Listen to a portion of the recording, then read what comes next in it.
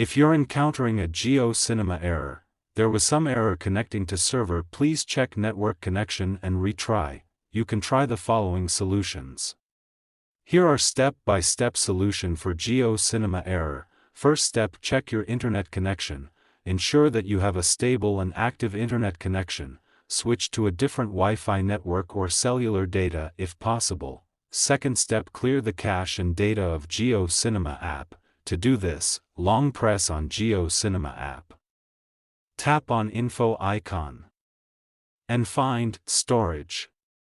Then tap on clear cache. And tap on clear data, confirm to clear it, then go back and find permission. Allow all the permissions. Check if your problem have solved or not. Third step, update the GeoCinema app. To do this, tap on Play Store or App Store. Search for GeoCinema. Check if there is update. Update it. Fourth step, restart your device. Reboot your phone or device to refresh its settings. To do this, long press on device's power button. And swipe to restart it. Fifth step, try using a different device.